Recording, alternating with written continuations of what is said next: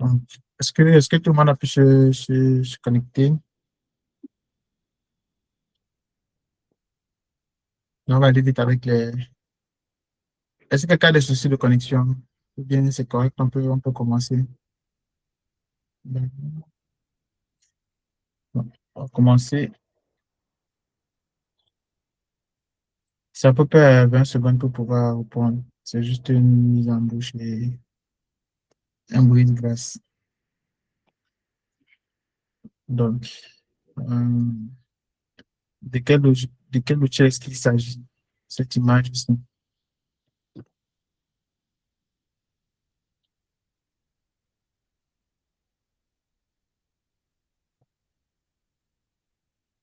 C'est bon.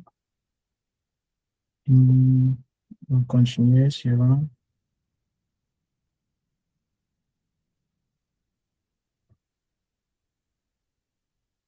On va passer au suivant.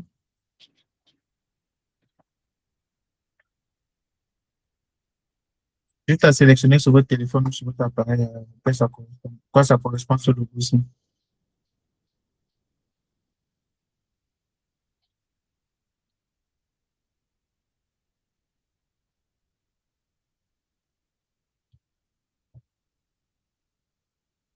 Bonne réponse pour tout le monde.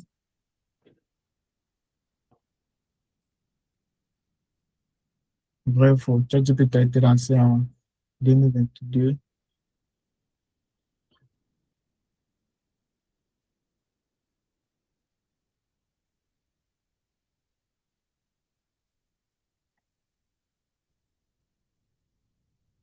Deux réponses vraies. Effectivement, ChatGPT a été lancé en novembre 2022.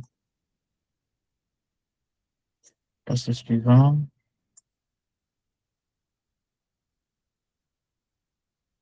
Qu'est-ce que l'IA générative fait principalement? Est-ce que ça génère de l'électricité? Est-ce qu'elle crée du contenu, texte, image, vidéo, réservé aux ingénieurs, elle remplace les humains?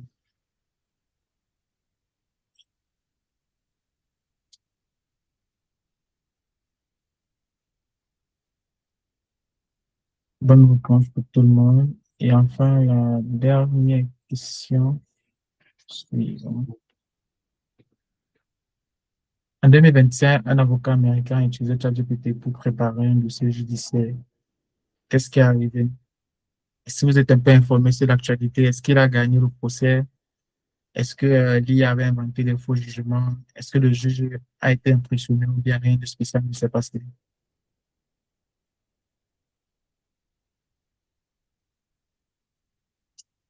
Bonne réponse.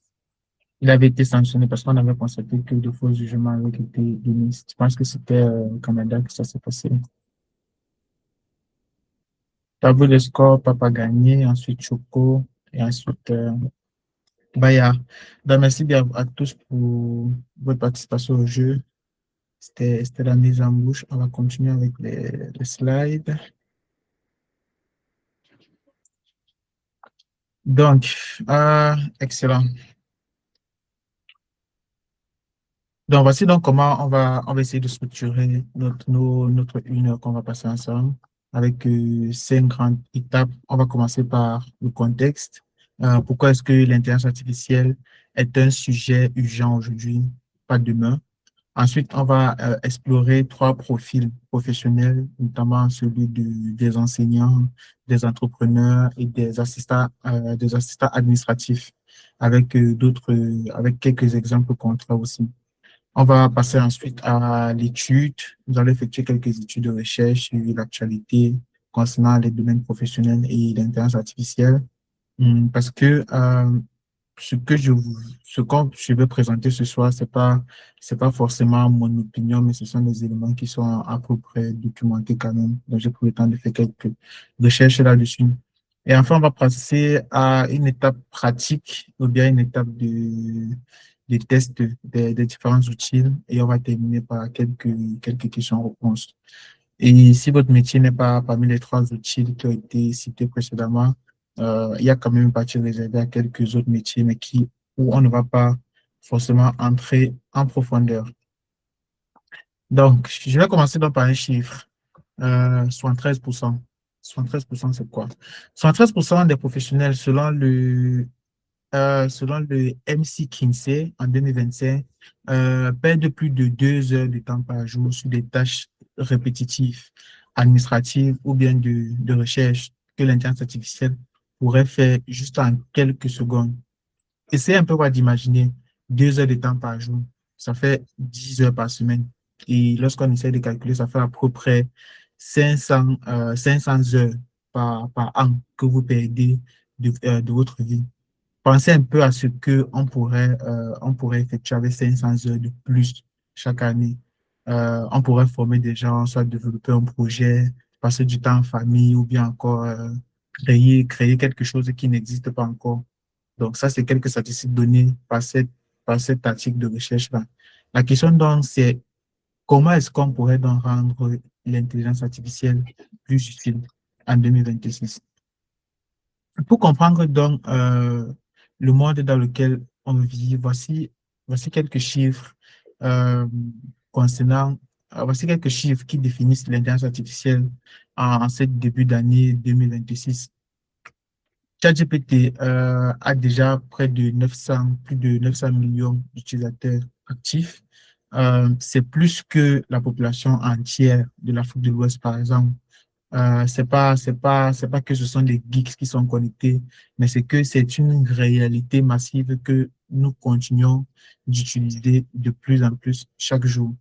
Et en plus de cela, autre chiffre aussi, c'est 10 fois plus de réduction de temps dans les workflows en interne de certaines entreprises.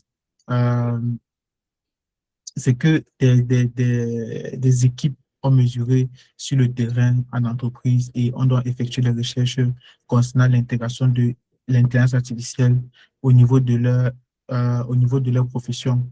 Donc, ça réduit 10 fois plus de temps. Et on a 88% de grandes entreprises aujourd'hui qui utilisent déjà des outils d'intelligence artificielle. C'est notamment des grosses boîtes, on va parler ici d'Anthropic ou bien OpenAI, etc., selon le Gartner 2026, qui est aussi ces entreprises-là qui font des recherches et des statistiques là-dessus. Donc, si vous travaillez pour ces organisations-là, ou bien si vous êtes amené à travailler dans une grande organisation, il est très probable que l'intelligence artificielle arrive chez vous et puis soit essaye d'améliorer votre travail, soit vous remplace carrément, si on peut dire ça comme ça. Donc, concrètement, donc, qu'est-ce que l'IA peut faire de nos jours? J'ai gardé là 6 grandes catégories d'activités ou bien d'éléments dans lesquels l'IA pourrait complètement nous aider, notamment dans l'écriture d'abord. Je prends simplement les emails, les rapports, les propositions commerciales, par exemple, les publicités sur les réseaux sociaux. L'IA générative ici permet non seulement de reformuler, mais aussi de corriger nos fautes de grammaire, d'orthographe qu'on avait souvent, et ceci en quelques secondes. La deuxième des choses, c'est notamment l'analyse. Vous pouvez, par exemple, avoir un tableau Excel avec des centaines de lignes et vous pouvez avoir des rapports de 50 pages et comprendre cela en 5 minutes. L'IA ici va permettre non seulement de vous résumer, mais d'identifier les points clés de ces différents rapports-là. Je pense que c'est ce que ceux qui font la revue de presse aujourd'hui dans certains médias utilisent parce que c'est pas facile de prendre des journaux chaque jour, de les lire et de les résumer. Donc, c'est quelque chose que l'intelligence artificielle pourrait facilement faire au niveau du métier de journalisme, par exemple. Créer des images, des présentations, des vidéos, des musiques. On a plusieurs outils aujourd'hui génératifs ou bien des IA génératifs qui transforment une idée en contenu visuel en quelques clics. Je pense que la vibe actuelle, c'est un peu le modèle Nano Banana de Gemini, où tu peux entre une image, mettre quelques descriptions, et puis soit il te crée une nouvelle image, ou bien il ajoute des éléments dans cette image-là. Il y a des tâches d'automatisation. les tâches que vous répétez à chaque semaine, les relances, les comptes rendus, par exemple, la mise en forme de certains documents, peuvent être délégués à un agent AI. C'est notamment ce que des plateformes comme N8N aujourd'hui essaient de faire. Vous pouvez comme automatiser un certain processus en utilisant des agents d'intelligence artificielle. Il y a aussi, par exemple, la traduction. L'une des barrières que beaucoup de personnes dans le monde, vu que le monde est un village planétaire, l'une des barrières que beaucoup de personnes rencontrent, c'est la langue, par exemple. Le français, d'autres personnes parlent le portugais, ainsi de suite. Donc, on peut donc utiliser l'intelligence artificielle pour faire de la traduction en temps réel. Google aussi a essayé d'intégrer cela au niveau de ses traducteurs. Ce n'est plus des traducteurs sémantiques, mais c'est des traducteurs qui utilisent de plus en plus l'intelligence artificielle. Il y a des AirPods aujourd'hui, je pense les derniers AirPods Pro, où tu peux parler et puis l'autre écoute en la langue à laquelle il veut, etc. Donc, ce sont des domaines dans lesquels l'intelligence artificielle aide beaucoup. Et aussi, enfin, avec l'innovation, où l'intelligence artificielle n'est pas que pour des gens qui savent déjà coder, mais aujourd'hui, quelqu'un qui a juste une idée peut essayer soit de faire une application complète, soit de simuler un plan d'affaires, faire des applications, etc. Je pense que les applications ont déjà commencé à voir le jour, notamment avec Anthropic et puis Claude, grâce aux différents modèles de Claude. Donc, le premier profil qu'on va voir, c'est notamment le profil des formateurs et des enseignants. Euh, que vous enseignez dans une école en Afrique, ou bien si vous aimeriez enseigner, euh, cette partie est en fait pour vous, vous donner quelques particularités ou bien quelques aides que l'intelligence artificielle pourrait faire dans votre domaine. Parlons en réalité, voici ce que vivent les enseignants chaque jour. Chaque soir, un enseignant doit préparer une leçon qu'il doit, par exemple, passer le lendemain. Préparer un cours prend en moyenne, préparer un cours de 45 minutes que vous allez donner à l'école prend en moyenne 2h30. C'est-à-dire, il faut chercher les bonnes ressources, il faut structurer un plan, il faut créer des exercices, préparer des questions-réponses. Et ça prend du temps et ça prend un peu beaucoup plus de temps, du temps que vous pourriez, par exemple, optimiser ailleurs. Or, maintenant, avec l'intelligence artificielle, vous pouvez déjà, en 30 secondes, être capable de simuler ou bien d'avoir un syllabus, un plan de cours, des quiz, des exercices et un visuel à peu près analogique de tout ce dont vous avez besoin d'expliquer à l'intérieur de votre cours. Donc, le résultat donc est que on passe donc de 2h30 en général que l'on faisait sans intelligence artificielle à 8 minutes que nous pouvons faire avec l'intelligence artificielle. On va essayer de voir un peu un exemple concret de l'usage de l'intelligence artificielle au niveau des enseignants. Donc, on va prendre un sujet qui est simple. On va essayer de faire un prompt au niveau d'une IA. Ça peut être soit ChatGPT, ça peut être soit Claude, ou bien Gemini, ou bien autre chose. On va par exemple essayer de demander à cette IA-là de se comporter comme un professeur et on va essayer de faire un cours sur la photosynthèse, par exemple. Donc, pour ceux qui veulent tester en même temps, ils peuvent entrer on va aller on va utiliser Claude. Donc là, par exemple, c'est mon interface de Claude Code. Et là, on va essayer de faire un prompt, notamment sur le cours de la photosynthèse, on va dire. Donc, on va dire, euh, tu es un professeur. Ah, j'essaie de copier dans le PowerPoint directement, ce sera plus rapide. Donc, on a dit que tu es un professeur, un expert en pédagogie. Crée-nous un plan de cours complet de 45 minutes sur la photosynthèse pour des élèves de terminale au lycée, incluant les objectifs d'apprentissage, le plan structuré en 3 parties, 5 questions de révision et une activité pratique en 10 minutes. Donc, on va envoyer cela et on va se rendre compte que en moins de d'une minute, on pourrait carrément avoir des informations en général, des objectifs d'apprentissage, expliquer le rôle de la lumière, etc. Partie 1, mise en contexte. On va essayer d'expliquer une approche. Tu vois, il va même jusqu'à vous donner le temps que vous pouvez faire pour chaque partie. La phase photochimie, le cycle de Calvin qui est très important, le cycle de Krebs, les enjeux, activités pratiques, ainsi de suite. Donc, on voit qu'en moins d'une minute, Claude va nous rédiger un plan de cours assez complet. Et vous pouvez utiliser plusieurs modèles de Claude, soit avec réflexion un peu plus étendue ou bien sans réflexion. Donc, après avoir donc fait cela, voilà, là, on constate donc que en quelques temps, un professeur est donc capable d'avoir un cours assez complet et bien détaillé en ce qui concerne la photosynthèse. Pour ce qui est de la qualité du prompt, on va voir ça par la suite de la présentation. Comment est-ce qu'on peut bien structurer un prompt pour avoir de meilleurs résultats. Donc, on va continuer avec la présentation.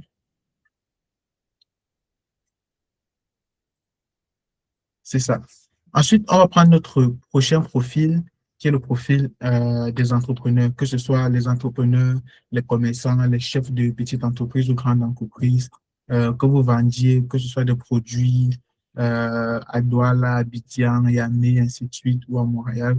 Cette partie va beaucoup vous intéresser, vu que tout le monde est en train de migrer vers l'entrepreneuriat actuellement.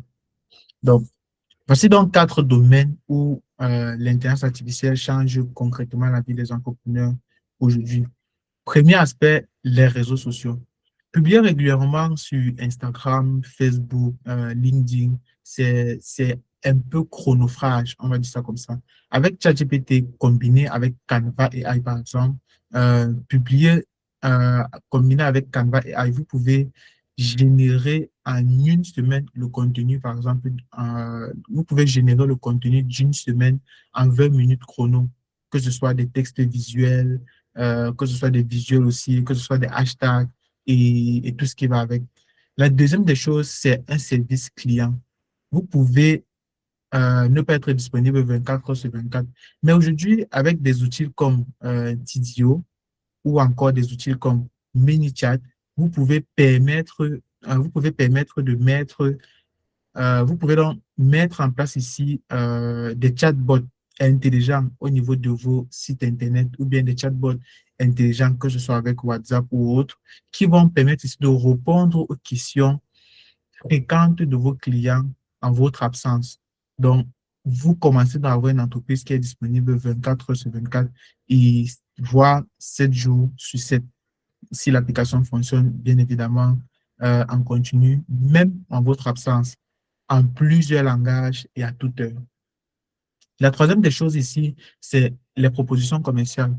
Rédiger parfois une offre commerciale, que ce soit un devis, que ce soit des emails de relance des clients, par exemple, euh, Claude ou bien ChatGPT ou Gemini, ce sont ces IA-là qui sont assez spécialisées, vu que ce sont des IA génératives. C'est-à-dire, elles vont le faire en quelques secondes et vous serez donc capable de pouvoir adapter cela ou bien de personnaliser cela à votre envie ou bien à votre guise. C'est-à-dire, on a des outils IA qui sont capables de relancer les clients automatiquement, etc. L'analyse des ventes, qui est aussi quelque chose qui est très important. Généralement, que ce soit dans les quincailleries ou bien des petites boutiques, vous essayez quand même de journaliser vos ventes, que ce soit dans les fichiers Excel ou bien d'autres fichiers d'autres applications des tableurs. C'est-à-dire, vous avez dans ces données Excel. Aujourd'hui, on a Microsoft Copilot ou bien Gilus AI qui peuvent analyser tous vos chiffres et vous donner des prédictions sur le trimestre à long terme, vous donner des réponses concernant vos données. C'est-à-dire, vous économisez le temps de pouvoir faire des analyses graphiques, contacter par exemple un expert en Excel pour pouvoir savoir ou bien comprendre les données qui vous ont été remises. Donc ça, par exemple, c'est un gain de temps efficient que l'intelligence artificielle apporte au niveau des entrepreneurs. Mais attention, l'intelligence artificielle ici ne va pas remplacer votre instinct d'entrepreneur. Pas du tout. Elle est juste là pour vous donner un peu plus de temps supplémentaire que vous pouvez utiliser à faire autre chose. Le troisième profil que nous allons étudier, c'est le profil de secrétaire, assistant administratif, gestionnaire de bureau. Euh, Ce profil-là est l'un des... s'il y a quelqu'un là qui a l'un de ces profils, cette partie est donc effectivement faite pour la personne. C'est souvent le moins informé sur ce qui est possible et on va essayer de faire cela ensemble. En quoi est-ce que l'intelligence artificielle peut aider dans ces différents métiers-là? Euh, le graphique que, euh, le graphique que j'ai présenté ici, c'est notamment...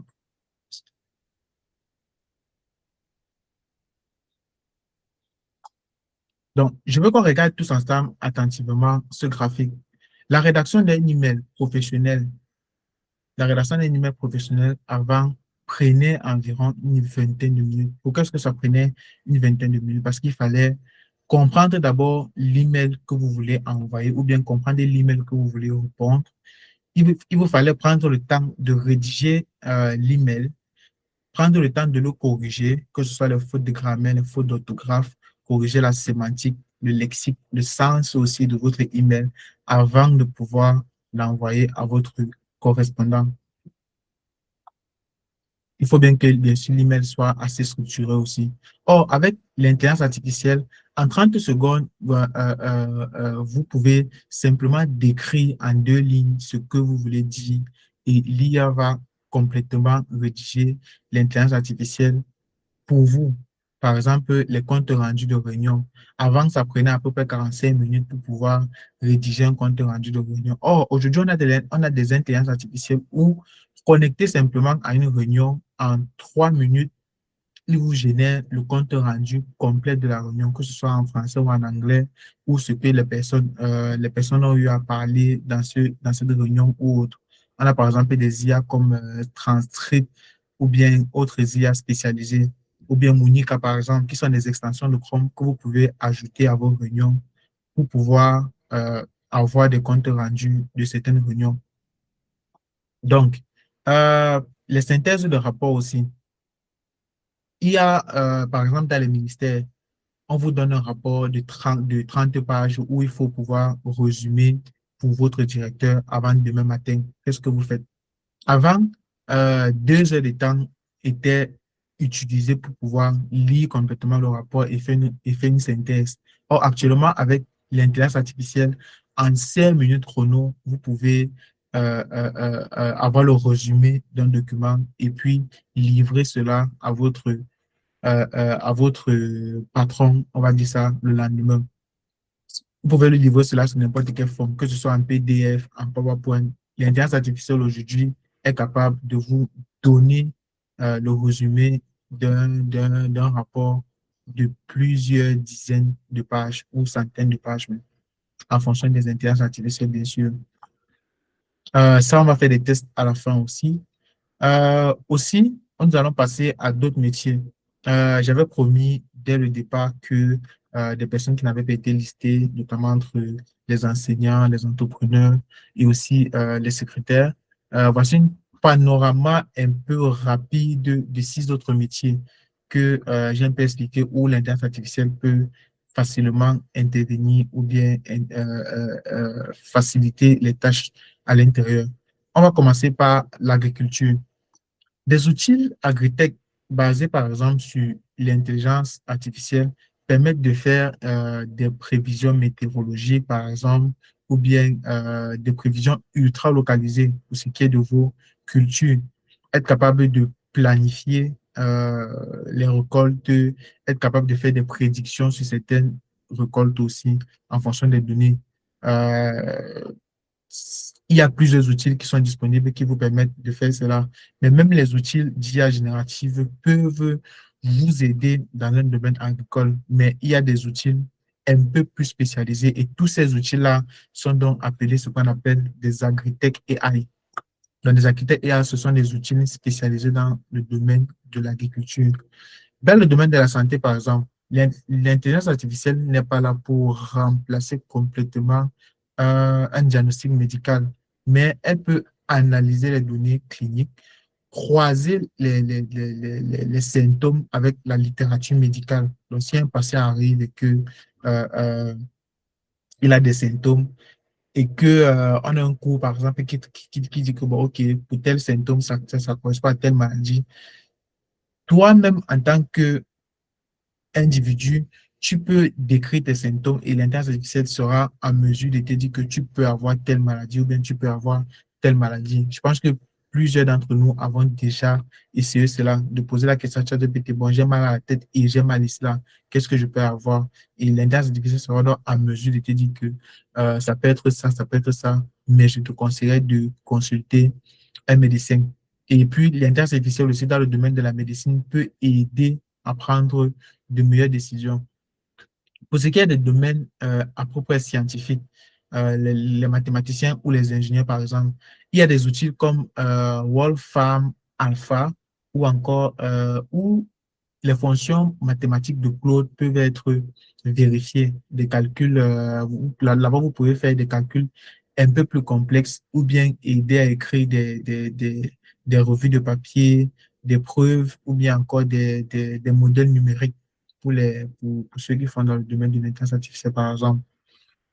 Dans les domaines comme l'avocature, l'intelligence artificielle peut vous permettre de faire de la recherche juridique ou bien jurisprudentielle. Jurisprudence ici, c'est que, bon, il y a eu un cas qui n'a pas été cité dans la loi, mais il y a eu un cas similaire ou bien un cas dans un autre domaine. Par exemple, les lois en ce qui concerne la régulation du domaine informatique actuellement, ce sont des lois qui ont été décidées maintenant.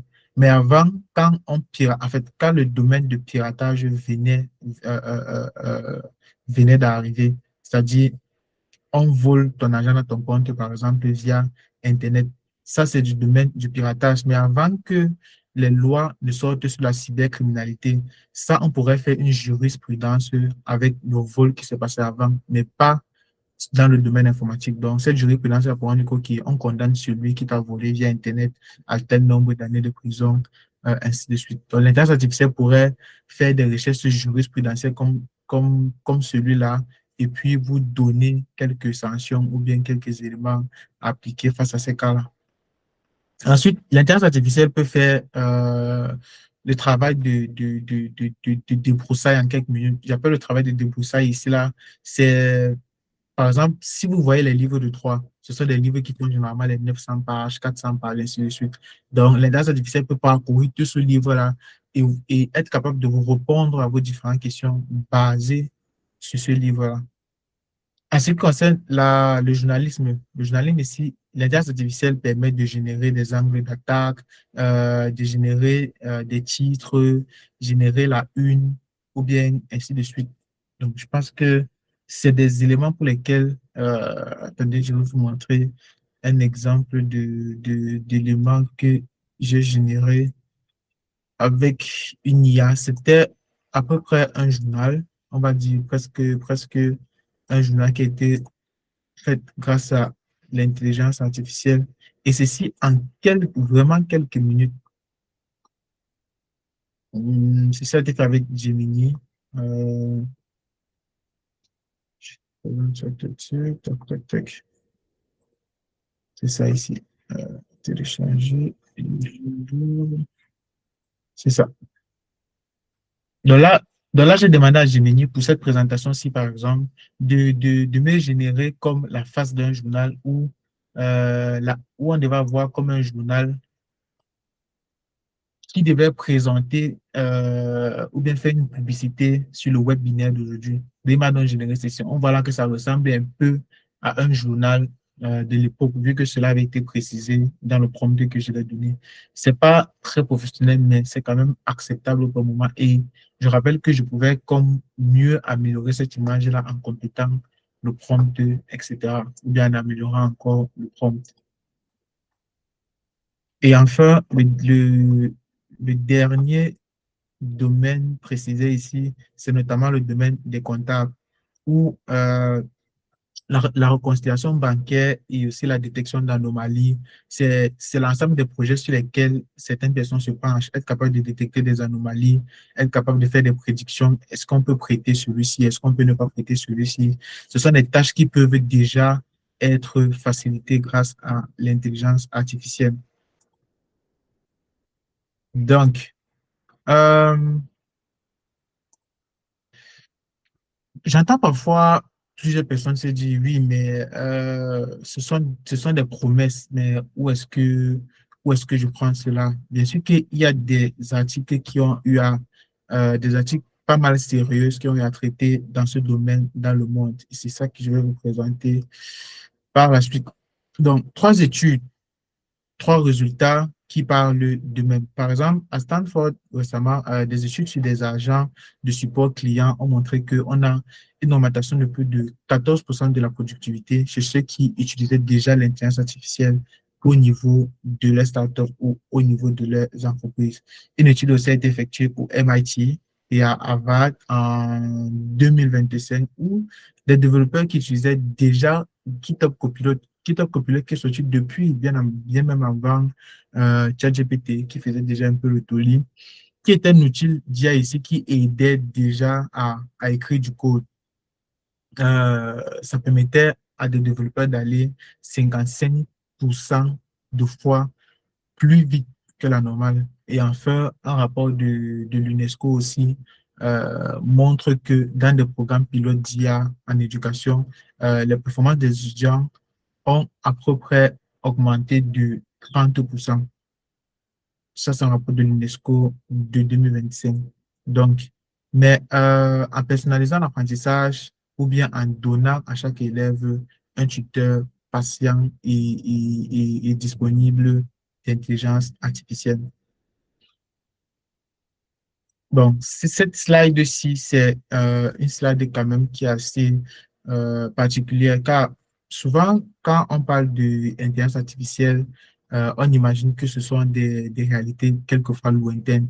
Par exemple, la Silicon Valley ou bien des grandes entreprises tech dans le monde, en Europe, en Asie, etc. Or, selon les rapports du GSM, MA, Digital Economy 2025, l'Afrique francophone quand même adopte des outils d'IA trois fois plus vite que les analyses qui avaient été prévues. Et ceci, par exemple, se voit dans des pays comme le Nigeria, qui est le pays qui adopte quand même aussi le plus l'intelligence artificielle déjà dans certaines activités. Je pense que c'est l'un des trois pays en Afrique qui intègre déjà beaucoup l'intelligence artificielle, notamment en Afrique noire aussi. On a aussi des pays comme le Sénégal, la Côte d'Ivoire, qui sont des pays de l'Afrique francophone, qui sont un peu quand même à la traîne par rapport à d'autres pays africains. Et la fenêtre d'opportunité est beaucoup plus ouverte en Afrique maintenant. Or, dans 2 ans ou plus, en résolvant certains problèmes, l'intelligence artificielle peut aider beaucoup de métiers en Afrique. Et c'est exactement ce que Ichidi essaie ici de faire, de promouvoir la technologie en Afrique, notamment l'intelligence artificielle et d'autres domaines aussi. Donc, maintenant, on va essayer de faire quelques démos avec des tâches. Donc, je vais vous parler des prompts. Pour qu'on ait un prompt efficace, il faut qu'il soit à peu près sur ce format-ci. C'est-à-dire, on donne le rôle de l'intelligence artificielle, on donne les tâches qu'il a à faire, on donne un contexte et on donne le format dans lequel on aimerait qu'il nous réponde. Euh, exemple de rôle, on peut dire à l'IA, agir comme un expert en marketing, ou bien tu es un professeur pédagogique, ou bien tu es un avocat spécialisé dans les droits des affaires. Comme tâche, on peut dire créer un plan, ou bien résume-moi ce document, et on essaie quand même de lui donner un contexte aussi associé à cela. Et enfin, on associe un format. On peut dire, je veux que la typologie soit en gras. Si tu veux, par exemple, faire des messages sur WhatsApp, etc. Donc, on va essayer de copier ceci. pour voir dans quelle mesure est-ce qu'on pourrait tester cela au niveau au niveau de Claude Code, bien sûr, ou bien ChatGPT, ça dépend de vous.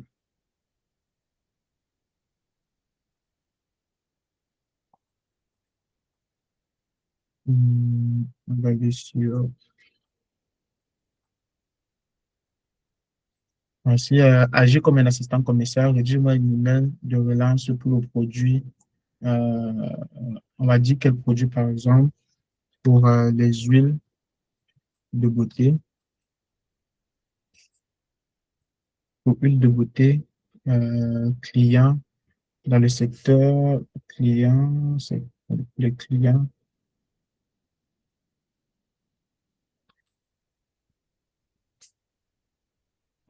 Là, c'était pour les clients avec un ton professionnel sans vos mots. Ajoute un CTA, objectif, etc.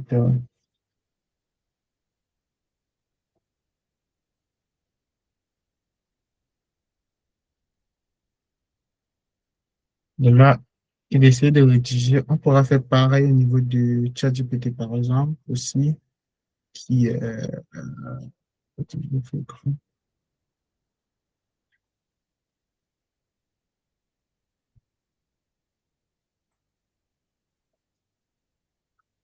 donc là, on pourra voir sa réponse. Il a dit quoi? Bonjour, je me permets de vous écrire par rapport à notre dernier échange concernant l'huile de beauté. Donc là, on voit qu'il nous a rédigé un mail pas mal professionnel qu'on pourra juste copier et puis aller envoyer à nos clients. Et c'est ça a été rédigé juste en quelques secondes. Donc, vous voyez que l'intelligence artificielle aide ici beaucoup dans certains domaines. On va revenir sur la présentation.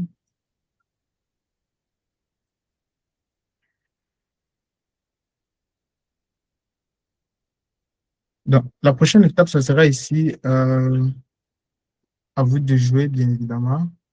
Euh, tac, tac, tac.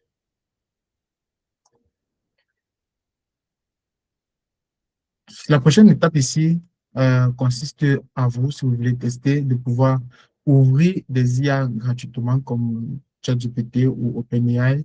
Choisissez un objectif, par exemple, soit résumer un document, soit, rédiger un mail, soit faire des appréciations ou bien poser des questions plus ou moins personnelles. Et ensuite, on pourra donc partager des résultats dans le chat. Par exemple, je vais aller sur une IA comme ChatGPT. Je vais lui poser la question, par exemple, concernant, je me dis que je suis malade et tout, pour savoir un peu ce qu'il va faire. Donc, donc ça, c'est l'interface de ChatGPT, par exemple. Sur ChatGPT, une chose que moi je conseille beaucoup aux gens, c'est d'avoir une bibliothèque de projets. Donc là, par exemple, quand vous ouvrez ChatGPT, vous avez une partie qui est projet là. Essayez d'organiser vos dossiers, avoir plusieurs projets où vous travaillez. ChatGPT aussi, il vous offre des bibliothèques, des applications que vous pouvez avoir, ainsi de suite. Donc, je, par exemple, dire à ChatGPT, si on va, par exemple, dans un cadre de médecine, par exemple, comporte-toi, ou bien on va dire, tu es un dentiste. Euh, on va dire, tu es un dentiste. On va donner une tâche. Je veux que tu diagnostiques mon mal. Et puis, on va lui donner le contexte. J'ai mal à la dent et il est noir.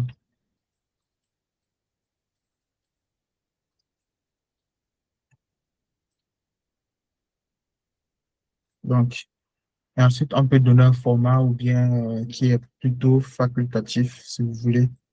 Donc, une fois qu'on dit cela, il sera donc capable de vous dire, OK, ça peut être un carré dentaire. Ouais, le modèle est quand même assez avancé au point où il vous propose même des images associées à cela. Donc, il vous propose les différents types de mal que vous pourrez avoir. Ça peut être soit des névroses de la dent, ça peut être soit des infections. Vous voyez que l'intelligence artificielle ici permet quand même de vous donner à vous une certaine facilité. Autre cas aussi que j'aimerais bien vous présenter, c'est Copilot pour les mails, par exemple. Je vous présente ça. Comment est-ce que une intelligence artificielle comme Copilot pourrait vous faciliter l'écriture des mails? Je vous présente ça tout de suite.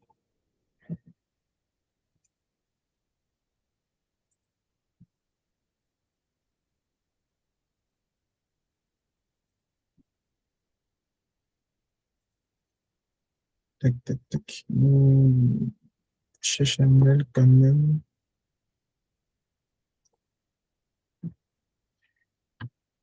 Donc, si on prend par exemple, voici par exemple mon courrier ici. Euh, Ça, je vais le fermer. On va par exemple prendre ce mail-ci.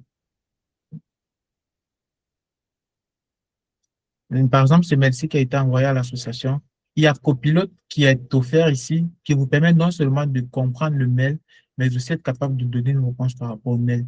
Donc, l'intelligence artificielle ici permet déjà de pouvoir répondre à vos mails. Donc, vous pouvez dire, je veux juste répondre à ce mail en disant, je ne suis pas disponible.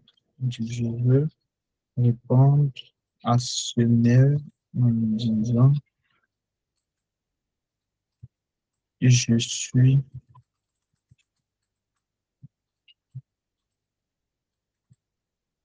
pas disponible.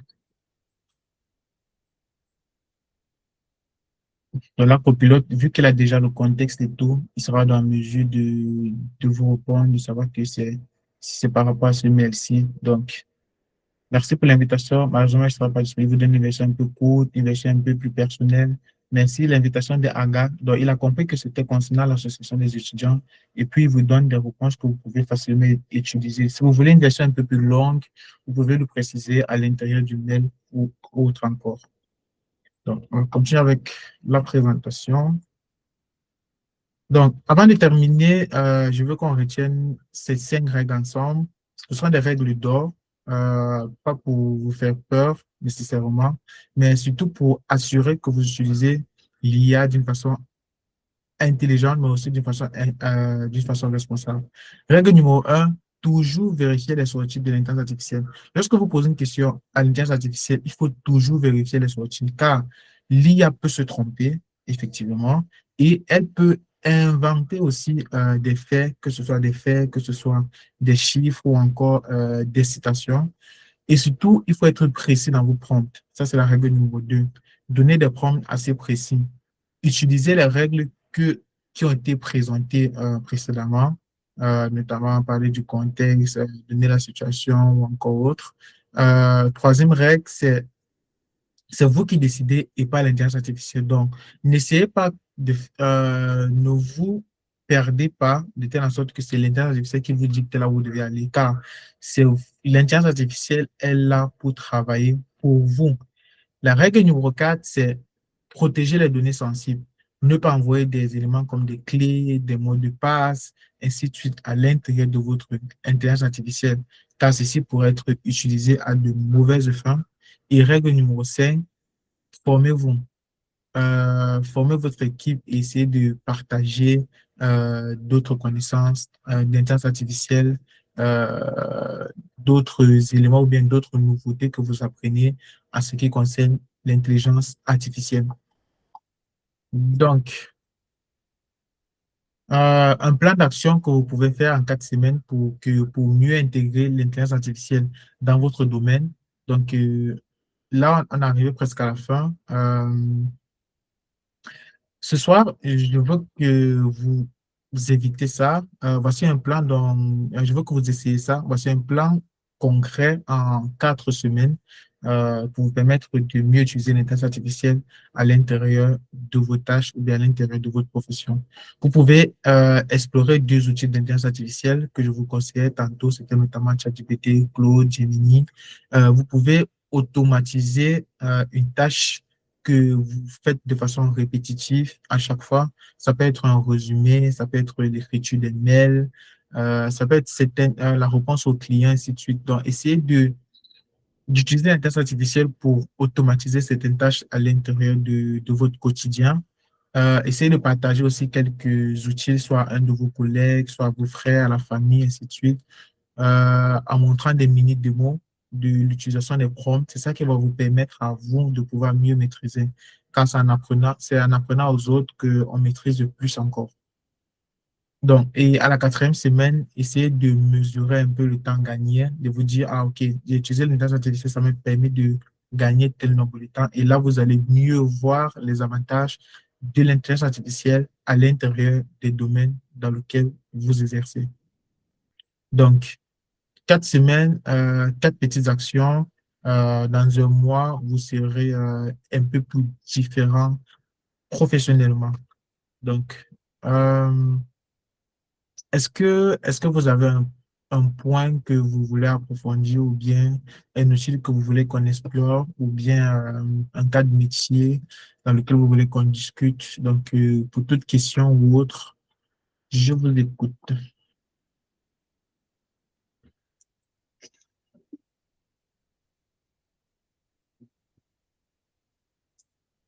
Mhm.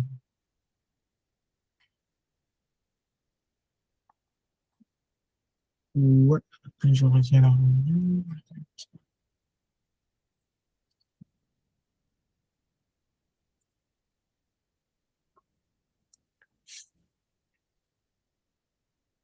Ouais, j'ai vu le... Ouais, allez-y. Alors, vous pouvez poser la question. Qui a levé la main? Bayard. Euh, oui, bonsoir tout le monde. Est-ce que vous m'entendez? Ouais, on t'écoute très bien. Ok, merci.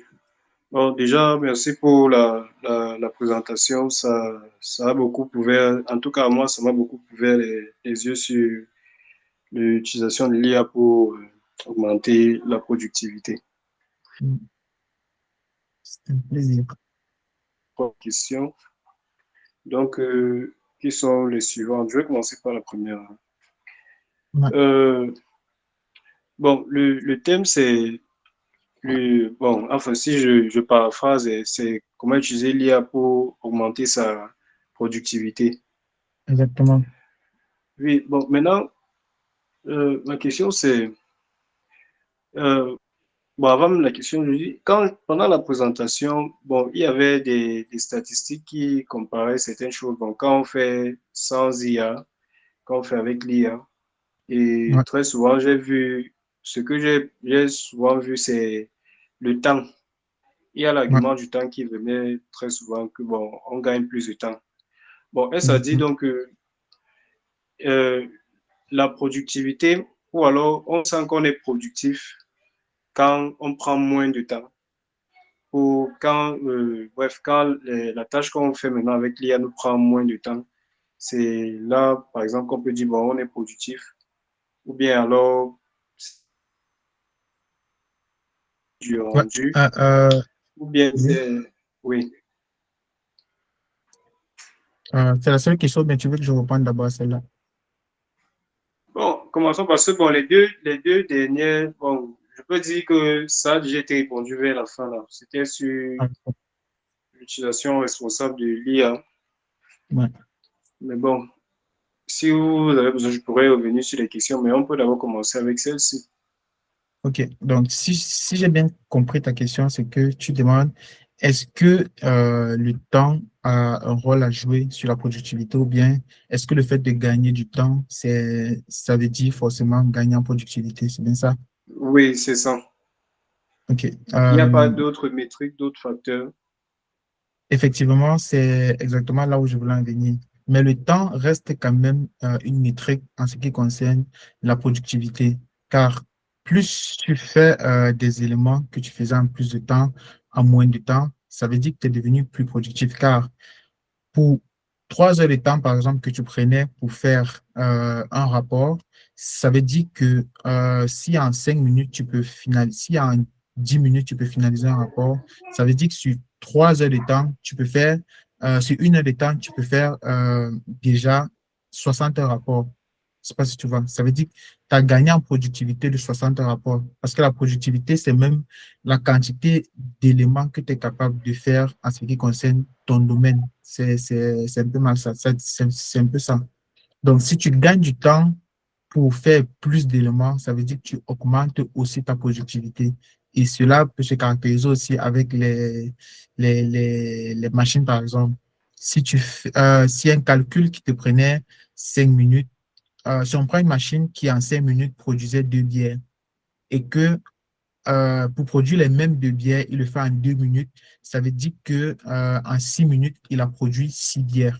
Est-ce qu'on va dire que la machine n'a pas augmenté sa productivité? Si, la machine a augmenté sa productivité car il a pu faire en 5 minutes 4 bières et quelques qu'il ne pouvait pas faire avant. Je ne sais pas si ça répond à ta question. Je comprends. Oui, si, c'est. Merci. Ouais, je t'en Merci. prie. Bon, bon, je vais dire la dernière parce que la deuxième, euh, à la fin, là, c'était vraiment évident. Ouais. Bon, moi, je prends un cas, c'est un cas pratique, par exemple. Et Ouais. bon, j'ai même déjà été dans cette situation-là où la Oui, forme ou bien la présentation j'ai des pas compris. documents. Ou la présentation. OK, OK. Allô? Ou la présentation. Ouais, tu peux reprendre ta question, s'il Oui, te plaît. oui, je disais, Mhm. par exemple, euh, dans le métier bon, des secrétaires, parce que c'est l'un des métiers que vous avez cité. Exactement. Les secrétaires aussi ont souvent accès aux données sensibles. Ouais, Oui, parfois même, bon, je peux rédiger un document en tant que secrétaire et tout. Bon, il y a des choses, il y a des données sensibles. Bon, maintenant, la forme n'est pas très bonne, ou peut-être la formulation des mots. Bon, dans exactement. ce cas-là, c'est vrai que vous avez dit il ne faut pas divulguer les données personnelles, mais dans ce cas, comment est-ce qu'on fait quand même pour avoir bon, un bon résultat, toujours dans le même contexte, sans toutefois exposer les données là? OK. Euh, C'est qui donne le contexte. C'est les données aussi qui donnent le contexte à l'IA. Donc, hmm, est-ce qu'à la fin, quelque part, on ne va pas quand même, comment on dit souvent en anglais, trade-off. Donc, hop, ça ne sera pas comme, je ne connais pas le terme en français, je ne connais pas. Mais on ne serait pas en train de troquer un peu d'intégrité, l'intégrité ou bien la confidentialité des données de l'entreprise pour peut-être une meilleure qualité des documents et tout le reste. OK. Si j'ai bien compris ta question, c'est est-ce que les données personnelles ou bien les données confidentielles de l'entreprise n'augmenteraient pas un peu plus le contexte à la question, si j'ai bien compris.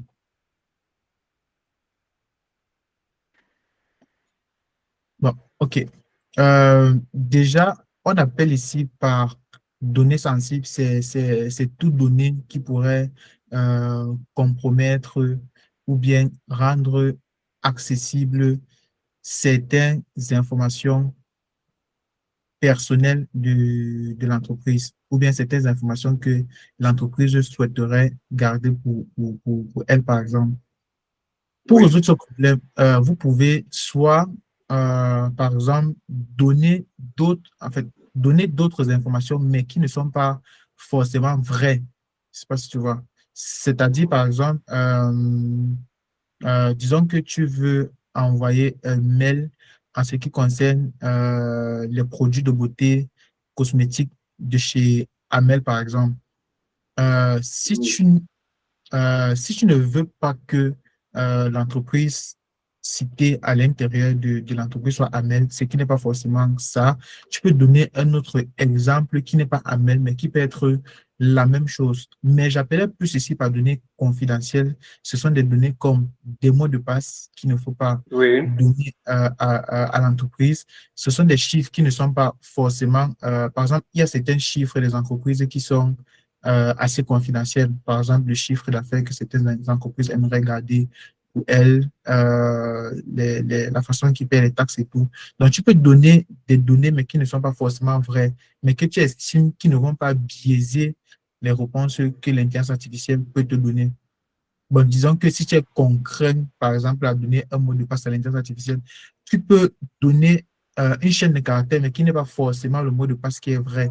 Mais on ne conseille oui. généralement pas de ne pas donner ces informations-là. Donc, tu donnes une information qui peut t'aider en tant que contexte, mais qui n'est pas forcément des informations qui peuvent compromettre l'intégrité de ton entreprise.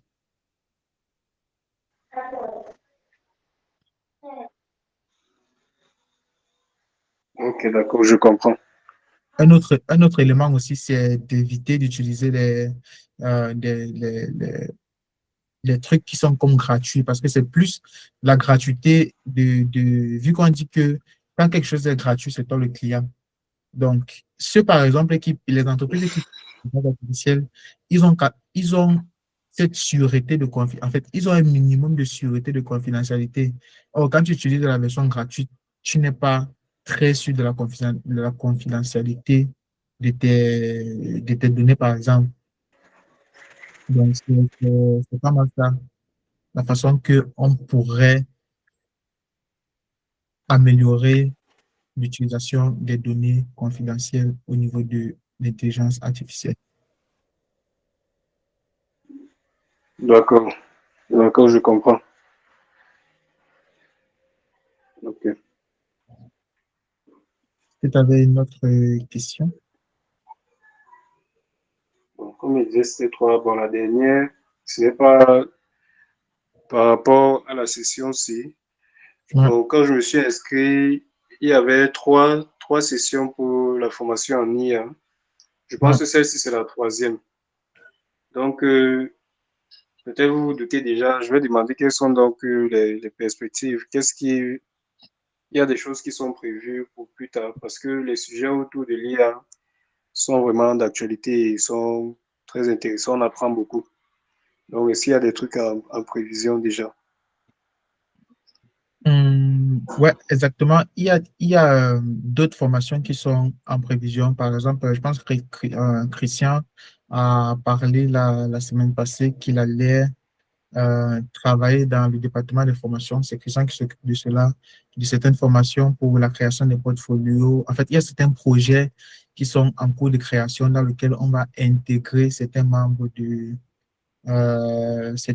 la communauté à l'intérieur qui souhaitent bien intégrer des projets, comme la création de portfolios, par exemple. C'est des projets sur lesquels, une fois que la formation sera disponible, on va travailler dessus. Euh, il y a des podcasts aussi qui sont planifiés sur lesquels on va travailler pour essayer d'inviter des acteurs dans le domaine de la tech et de l'intelligence artificielle pour essayer de mieux éveiller les consciences, mieux parler des domaines liés à la tech et de véhiculer, voire passer des informations qui ne sont pas forcément disponibles au grand public. Donc, c'est un ensemble de vidéos de formation qui seront disponibles, en fait, qui sont en cours de programmation et qui seront bientôt disponibles sur les différentes plateformes. C'est good. OK. Oh, merci beaucoup. Ouais. Merci. Je vous en prie. Je vous en prie. Donc, s'il n'y a pas d'autres questions, on va essayer de clôturer avec tout ça. Donc, nous y sommes dans, mais comme on l'a dit, ce n'est pas la fin, c'est juste un début. Donc, ce soir, vous aurez donc vu ce que l'intelligence artificielle peut faire, que ce soit pour les enseignants, que ce soit pour les entrepreneurs, que ce soit pour les secrétaires. Vous avez aussi vu des données réelles issues des meilleures universités, c'est-à-dire des statistiques qui ont été trouvées concernant l'apport de l'intelligence artificielle dans certains domaines professionnels. On a aussi donné une route en ce qui concerne les 4 prochaines semaines. Vous pouvez vous former dans le domaine de l'intelligence artificielle. Donc, n'hésitez pas à nous contacter si vous avez des questions supplémentaires ou plus ou moins personnelles en ce qui concerne l'intelligence artificielle. On sera toujours là pour vous répondre. C'est Itidekan. Itidekan ici, c'est cette communauté-là que nous mettons en place tous ensemble pour pouvoir vulgariser, faire la promotion des domaines liés à la tech en Afrique, partager des informations que nous avons apprises pour ceux qui sont parfois à l'extérieur, car c'est pas toute information qui est disponible sur Internet, c'est pas tout élément que en Afrique on peut trouver facilement ou bien qui est disponible comme à l'Occident. Donc, c'est pas mal ça la mission de Itidekan et c'était un plaisir pour moi de pouvoir présenter cela. Donc, c'est bon. Merci bien à tout le monde pour votre présence. Je sais pas si pour l'équipe, il y a Christian qui est là. Je sais pas s'il veut passer un message ou juste dire un bonsoir. Allô, merci Brian pour cette belle formation. Malheureusement, je n'ai pu que vous écouter sans activer ma caméra ni mon micro. Mais ouais, j'ai suivi la question de Baya. Merci à Baya aussi pour son enthousiasme et ses questions. Ouais. Oui, effectivement, concernant les projets, on cherche justement des personnes enthousiastes pour faire des projets avec nous pour participer au projet qu'on a élaboré. Euh, c'est sûr que ce serait bien justement d'avoir pas beaucoup de personnes, mais des personnes enthousiastes pour se lancer sur les premiers projets pilotes. Et je pense que j'imagine que ça va forcément t'intéresser, Baya. Je ne sais pas qui est Kev ni Ange euh, Fongan, Fongan, mais en tout cas, merci d'être là aussi. Euh, merci à Hilary aussi d'être là. Et merci à moi pour cette belle présentation.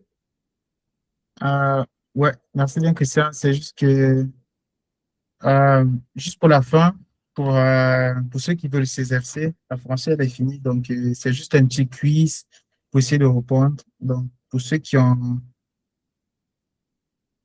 veulent participer au quiz, on peut le faire ensemble. Donc, juste à scanner le code et puis on peut commencer.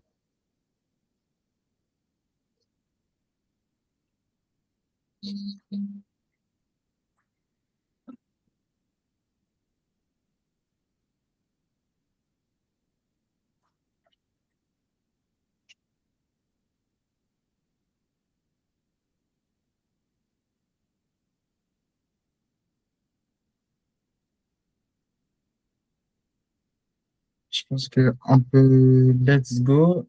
Est-ce qu'il y a quelqu'un d'autre qui va se connecter? On laisse encore 2 minutes.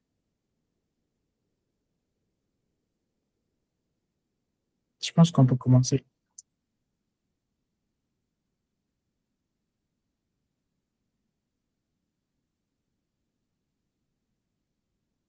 Préparez-vous. Alors, question. Quelle est la formule d'un bon prompt AI? Rôle, tâche, contexte, format, question, réponse, ainsi de suite. Il faut être rapide cette fois-ci. Il y a moins de temps. Bonne réponse, tout le monde. Avec des personnes suivantes.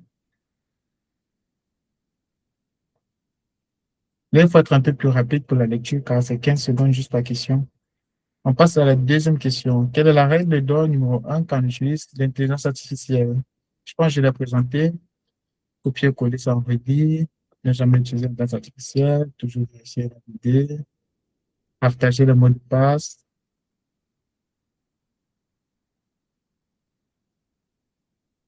Bonne réponse, tout le monde. Suivant. Suivant. Un agriculteur veut utiliser l'intelligence artificielle pour suivre ses cultures et avoir les prix sur le marché. Comment est-ce qu'on appelle les outils? Comment est-ce qu'on appelle ce genre d'outils? GPS agricole, Agritech et AI. Bonne réponse tout le monde. Je pense qu'on en a parlé pendant la présentation. Suivant. Quatrième question sur six. Laquelle de ces choses l'IA ne peut pas encore faire? Écrire un roman, générer une voix humaine, ressentir la fierté, analyser un radio. Bonne réponse. L'IA ne peut pas encore ressentir la fierté quand son élève a réussi, parce que l'IA n'a pas de sentiments. C'est un peu ça qui met comme une barrière entre l'humain et puis l'intelligence artificielle. Suivant, on passe à l'avant-dernière question. Vrai ou faux? L'IA comprend vraiment ce que vous lui dites comme un humain. Est-ce que l'IA comprend comme un humain? Vrai ou faux?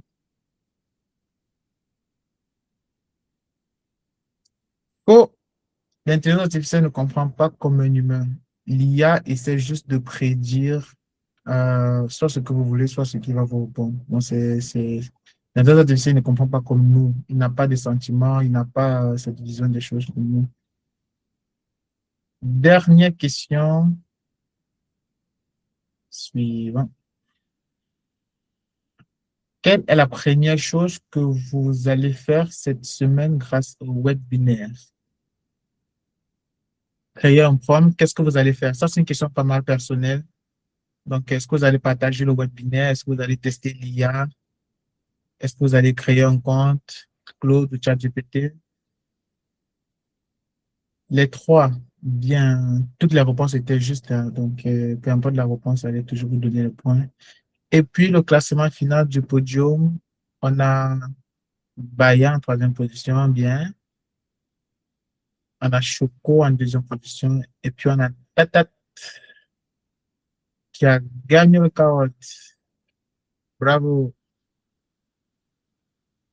Donc, merci à tout le monde. Ce fut un plaisir.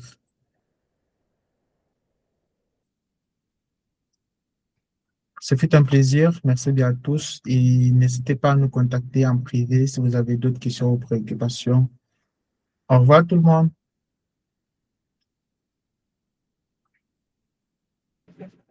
Merci à toi pour cette brillante présentation.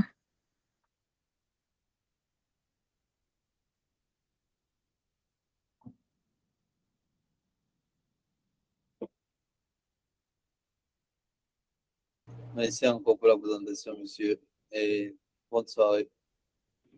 Bonne soirée.